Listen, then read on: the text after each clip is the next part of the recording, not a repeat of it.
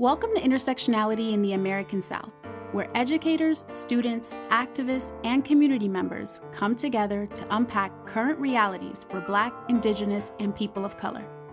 Each episode, we'll discuss the impact of racism, sexism, classism, heterosexism, and anti-immigrant sentiment on the lives of Atlanta residents and BIPOC individuals throughout the South. This is your host, Dr. Katie Acosta, inviting you to embark on this journey with us. And our guest today is Jamil Jude. Thank you for joining us. Thanks for having me. Jamil Jude is the artistic director at the True Colors Theater Company. And I'm glad you're here. Yeah, thank you. I'd like to ask you to tell me about your journey, like what brought you to doing theater as like a career. You know, I have to pinch myself still now, because I never imagined that this would be what my career would look like. Here we are 20 years into it. But I got started in college by accident. I was playing football at Colgate University, got redshirted from an injury my freshman year and had a lot of time on my hands. And a former football player, his name was Will Arnold, who's actually from Atlanta, which is kind of kismet. He was working on a play about racial tensions in the South, and he was like, "You should be in it." And it was not with the university theater program; it was with a student group called Urban Theater. And what I really liked about Urban Theater was that in the university's theater program was really like Eastern European and heavy and existential. The Urban Theater was really a place for all these Black and brown kids at this predominantly white institution to find their space, find their voice. So I had a chance to act in the show and really fell in love with community. But I think the thing that really grabbed me in was that theater wasn't just entertainment. Theater was an opportunity to begin a conversation. And at the time at Colgate, I was struggling to figure out like where was my community outside of the Black and brown kids. Like how do I talk about who I am as a Black kid who grew up in the South, but from the Virgin Islands, who had all these different intersections and interests and desires. And yes, I play football, but I also want to be pre-med. And yes, I am in English classes, but I'm also a Spanish major, so all of these ways and where my life was intersecting, like people were trying to put me in a box, but in the theater, we had an opportunity to showcase the diversity of just the human experience. And I kind of got bit by that bug. Started writing my junior year, writing, directing. And by the time I wrapped up my college career, I was like, okay, what do I want to do? At that point, I had kind of moved away from pre-med, was thinking about higher education, but I applied for a summer position at a theater in D.C., got turned down, but they offered me the year-long position. And I was like, well, I'm starting to be a playwright. I was like, okay, I'm going to go to D.C. and I'm going to do for D.C. what August Wilson did for Pittsburgh. Wow. I was very naive. I was very confident. I have not ever lacked for confidence, but I was really stupid there. But I did take that job in D.C. and it changed my life, working in the theater at Arena Stage and seeing what professional theater could be and all the people that I met along the way. That cemented that this is a career path that I could choose. That's wonderful. So there's a little bit of luck in this. Oh, absolutely. Just like serendipity kind of. Well, and I think oftentimes people think of the entertainment industry as a meritocracy, right? Like only the talented people are going to rise to the top, and it couldn't be further from the truth. I agree. Right? Like, yes, your talent is going to keep you in the room, but the way you get into the room oftentimes is luck. The thing I like to tell young artists when they enter into the industry is that they're like, if you put something on a 4-quadrant piece, 3 types of people will work.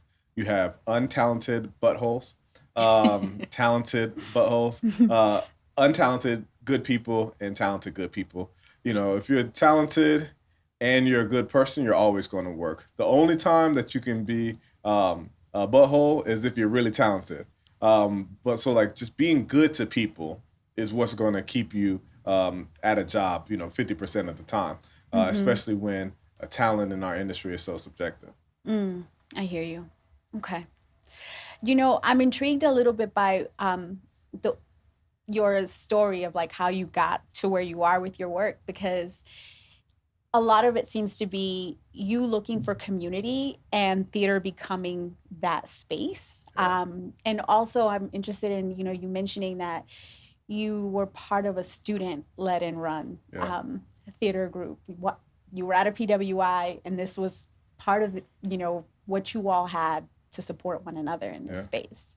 I think that's just so powerful. right? Because I mean, in itself, it gave you an opportunity to explore a path that you hadn't done before. So clearly there's that, but also just so much about that experience. Like, you might have had a very different experience if you had gone to an HBCU, Right. right? Certainly. And I think that that's just, our journeys are what they are. So I just find that really interesting. Well, and I think, now I run a Black theater. I've been artistic director since 2019 with the company since 2017. But prior to that, I really hadn't had much Black theater experience. Like I mentioned, I went to a PWI. And yes, we were working with Black and brown students, but, we were kind of making theater ourselves. A few of them, actually, because I never majored in theater, a few of them were theater majors and maybe taking what they learned from the university theater program. But like having a formalized theater education wasn't something that I did, and we weren't necessarily like a formal theater program. So like my first time in like Black theater spaces wasn't until I moved to True Colors in 2017. Prior to that, I had been, and I actually thought it was my life's work. I thought it was what I was supposed to be doing was to making predominantly white theater spaces more comfortable for people of color to Wow. experience and express our fullness. And I think that's still a very worthwhile pursuit. I have so many of my brothers and sisters in the theater struggle that's what they do. But once I moved over to True Colors and I stepped out on stage and there are 300 plus Black people in the audience ready to receive a Black story written for and performed for them, it was hard for me to go back. I hear you. Yeah. I hear you. Um, let's talk about True Colors for a Yeah. minute. This is a theater company here in Atlanta, Yeah. and it is a space predominantly for Black youth. Yeah. Yes. Well, for Black artists, Black we artists. have a high school monologue competition that's called the Next Narrative Monologue Competition that I started in 2021. Prior to that, we had been celebrating the singular voice of August Wilson through a high school monologue competition that was started in 2007 by Kenny Leon, Todd Kreidler, who was August Wilson's personal dramaturg, and Dr. Chandrika Moss Bolden. So they started the program to make sure that August Wilson's words stayed alive. This was a couple years after his death. But when I became artistic director, things that I was really interested in and invested in was new work, and definitely new work by Black voices, and how can we continue to keep Black theater alive and vibrant in a time where more and more predominantly white institutions are interested in telling Black and brown stories.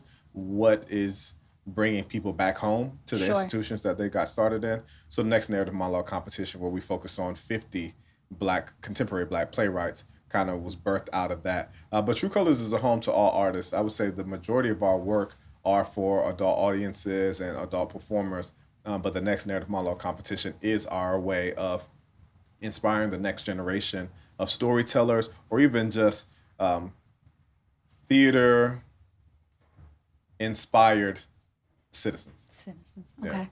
And I've heard you describe yourself as wanting to make sure that you produce theater that is socially relevant. Yeah. Can you tell me what that means to you?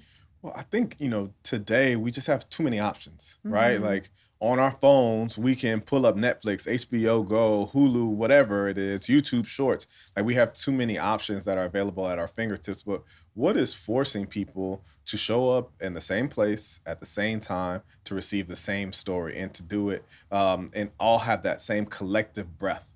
Like that's the thing that I really love about theater is that moment where something happens on stage and everybody is witnessing and everyone's locked in. That Yeah. laugh all comes simultaneously. And like, so what are the things that are getting people to show up for that? And I think in the 21st century, if theater is going to remain relevant, it has to be speaking to the time. We see it in the language of protest. I was in New York recently, and I was driving by, and it was cold, and the nurses were out, on strike, Yeah. and they were dressed in the same costume, if I'm using the theater language, but all speaking to something right there in that moment. And they felt like it was important to be at the same place at the same time, taking that same collective breath. I think theater has to serve that same fashion. We have to be presenting stories that people want to relate to. Now, it doesn't have to be ripped from the headlines. It could be something that is set in 1965, 1983, 1986. But like it has to have it has to speak directly to their heart and their soul for them to connect to it and want to tell people, hey, there's another reason why you should get out of your house and out of your pajamas and into the theater. And into the theater. Okay. I love that. I'm wondering if we could talk a little bit about the different shows that you all produce Yeah. with True Colors. So I was looking at some of the different things that you all did in 2025, and I was like, I need to come watch something in 2026. Like, I Yes. need to come Yes, please. participate in this experience, because I think it's really important to be able to make sure, especially in Atlanta, that we support a theater company like this and that we actually take the opportunity to engage in this fullness of a Black owned space that's created to celebrate and center our work, not just create comfortableness in Yeah. a white space. Yeah. I think there's a lot there, beyond just coming to see a performance. So, can you tell me a little bit about what you all are planning? Yeah. So right now we're in an era where we're kind of exploring this idea of blackness is not a monolith, Mm-hmm. right? I think that so many of us, right, we could be in a room of 4 or 5 different black people, and there's definitely certain ties that bind us together, right? We could all tell a joke, or there may be a saying that we all know, but as individuals, we all have our own unique journeys and individual experiences. But oftentimes, when you are projecting blackness out into the world, it is easy for people to compartmentalize, right? There's a safety in reducing people to the least common Yeah. denominator or most common denominator, whatever. I'm not a math person anymore. But getting people to see just one version of it. And I Mm-hmm. think the beauty of having a black theater in a black city with the black mecca of Atlanta, Mm-hmm. having a black run organization and a predominantly black audience, is that we don't have to reduce ourselves to the most common denominator. We actually have the ability to explore the fullness of our individual stories. And by doing that, we might actually be able to have your neighbor better understand you and who you are and how you come from, because we got a chance to increase someone's capacity for empathy. Hey, Mm-hmm. maybe I didn't quite understand why my next door neighbor listens to grunge music and is a skateboard head, but also a hip hop head. Maybe I didn't understand how that got together, but if I present a play like that, maybe I can get to understand them a little bit better. So, Mm-hmm. when we put on shows, most recently we did a play by Jordan E. Cooper, who is a writer for Miss Pat show and has some shows that have been done off Broadway. But he had a show that was on Broadway in 2020 called Ain't No Mo. And it was a fictional story, kind of a la A Day of Absence, satirical in that way. It was a series of vignettes, much like in Living Color or Colored Museum. We put these black people in various scenarios with this idea of, what if there was the last flight out of America giving black people an opportunity to go back to Africa. In this fictional world, the government has said we are going to pay for black people to get on a one-way ticket to Africa. They always tell us to go back where you came from. And here's the opportunity. Jordan gives us these 6 different scenes for various black people about, are you going to get on that flight? Mm-hmm. What are you going to lose? What are you going to give up? And a character named Miss Peaches, who's this character in drag, Miss Peaches is actually fighting to say that black people built this country and we shouldn't leave. Mm-hmm. All of the things that make African Americans or black Americans so unique and specific, why would we get on a plane and leave it? Yeah. That's the reason why we have to fight. So in this character who's kind of leading us through in Peaches, but also these characters that we get along the way who are actually excited about taking the flight, we really start to ask ourselves inside community of like, what are you willing to fight for? And is the fight worth it? Mm-hmm. Should we just go back to where our roots are planted and start over again? But do we run the risk of being new age colonists if we land in a land that we haven't lived in some time? So Mm-hmm. I love Mm-hmm. stories like that. I love complicated things like that. And that's what we've been offering at True Colors. I'm wondering what you hope that your audience gets out of coming to see one of your productions. What do you want them to walk away with? I always talk about, we want to inspire social action. True Colors, we Yeah. thrive at the intersection of artistic excellence and civic engagement. Right? We start with art first because that's what we do. We're artistic company. We are a theater company, and we believe that we are bringing the best artists in their crafts to true colors. So always we want to nail the artistic element. But the civic engagement part is something that's really interesting to me because like I want people to be moved to action. And sometimes that action is just calling your mom and telling them that you love them, or calling someone in your family because you've been moved by a piece of theater. In the example of Ain't No Mo, what I wanted people to question is what's at stake. You know, we presented it last year, the first year of the second term of this current president, and we knew that there's a lot to fight for.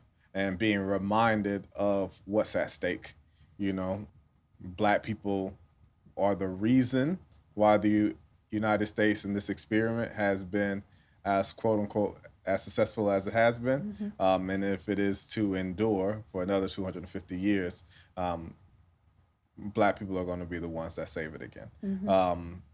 And are we willing to? Should we? And that's the types of questions I wanted people to get to, like moved to question, moved to action, whether to save or disengage. Okay. Thank you for that. Yeah. What is most rewarding about your work? I would say the most rewarding thing about being an artist now is now that I have 2 kids, Journey and Genesis, shout out,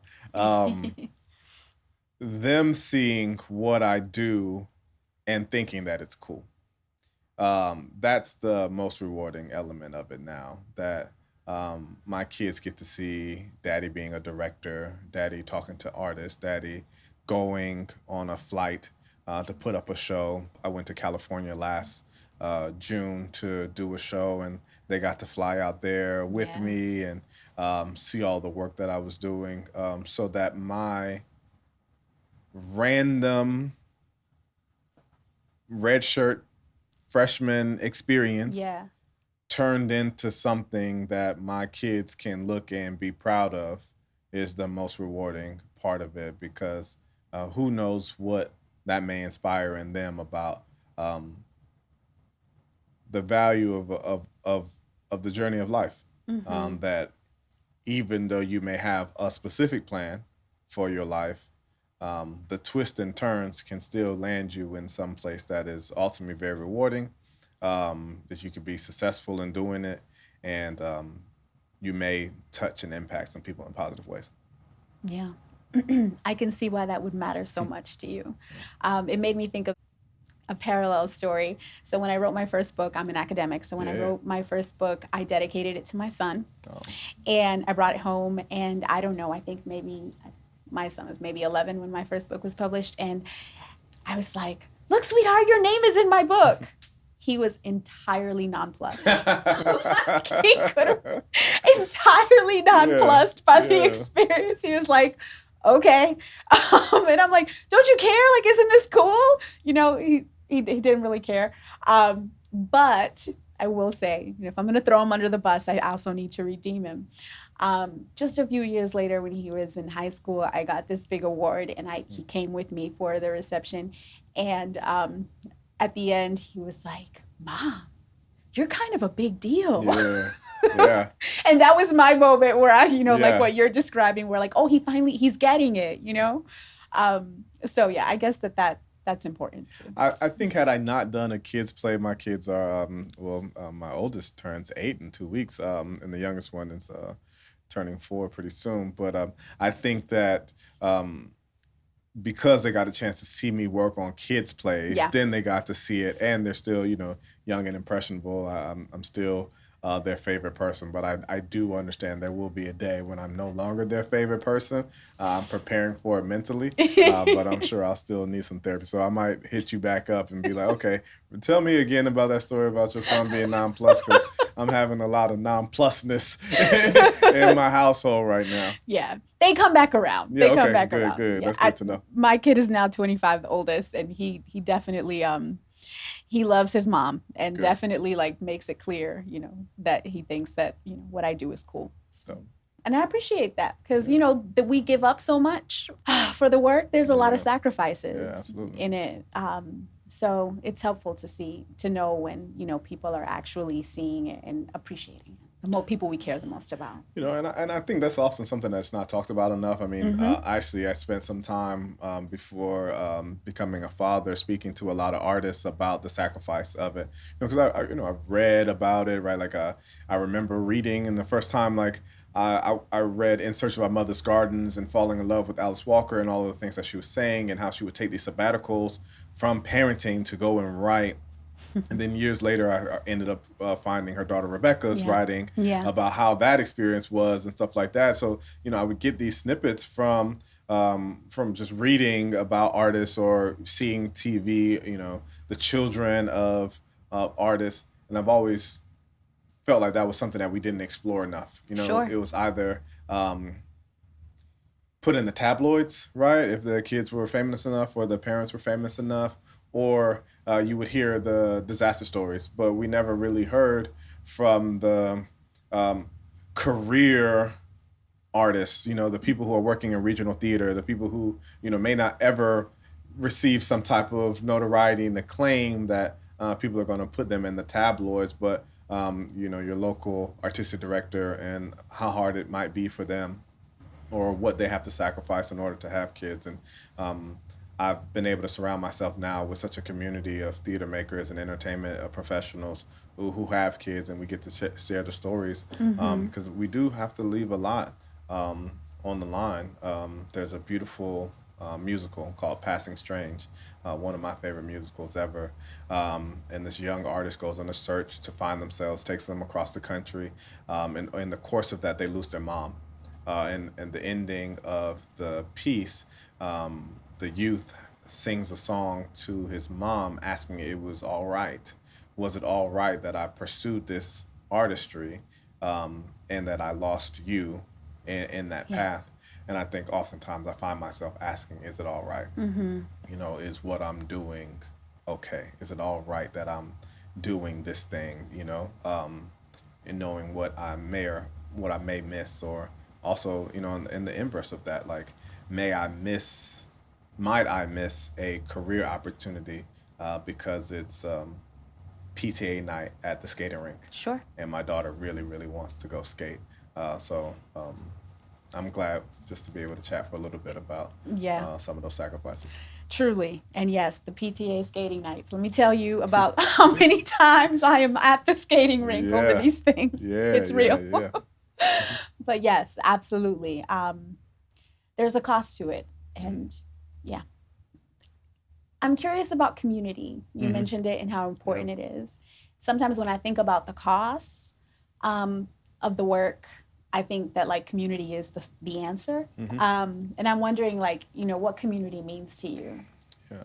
Like, I've always been around community. You know, my mother reminds me of that all the time, but like, I can't remember a time when I didn't have friends at my house, or you know, my mother's friends weren't around. Again, like I said, I was born in the U.S. Virgin Islands. I was born in St. Thomas, and my mother moved us to the States when I was fairly young, less than 3. And even when she moved to Tallahassee, there was community around us. There was an uncle or a family friend or kids in the neighborhood. And like, I think that's where safety comes from. Of course, you know, there are all these proverbs about, right, it takes a village to raise a child and things like that. And, you know, as we move more and more into like a 2026 reality where we're so disconnected from our neighbors and everyone is hyper surveilling and tracking their children and all these other things, like, we've relied less on community to keep kids safe and more of individuality and technology, to keep each other safe. And it comes at a cost. And I think that the cost is empathy. Being inside community sustains our ability to be empathetic to one another. When you are in community with someone who you know is experiencing a temporary hardship, you take more care of the things that you have. And you also recognize that because community helped you through a rough time, that in extending that grace to somebody else, that it buoys up the entire community. It buoys everybody up. Everyone else gets to benefit from that. And I think that as we kind of strip ourselves of that empathy, if we strip ourselves away from caring for your neighbor as if you were caring for somebody that you loved and cared about, we are starting to see a world where it's so easy to divide us. And I think that's the fear. That is not what we were taught. That is not the concept of Sankofa. It is not how we got to this moment. So I believe that in returning to community will be the balm to keep us from the terror of the future. Well said. And absolutely. I'm also from an immigrant family, and we definitely had this experience where, like, you know, what I always appreciated most about family was feeling like people were upstairs and downstairs and around me always. Yeah. That there was always an auntie at the someone that I trusted, who could be there if that's something I needed. And I've really had to work to create that for my kids. But that's how I fight this technology battle, right? Yeah. Like, I don't want to track my kids. Yeah. I don't want to put trackers on my children. That's not going to make me feel safe. Yeah, absolutely. I agree with you wholeheartedly. So, my last question for you is about self-care. Oh, I'm curious about what you do to support your own self-care and to help you stay grounded in all of the things happening outside, you know?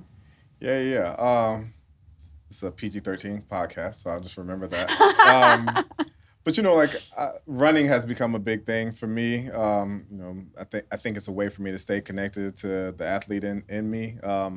Athletics had always been a thing that kind of pushed and challenged me. Academics kind of felt real easy, so I always found a safe place in some way, the safety of the challenge. And I would say running has helped me, staying some type of a fitness journey, staying in community with friends, loved ones, is always so vital to me. I think that I've gotten better at also taking time.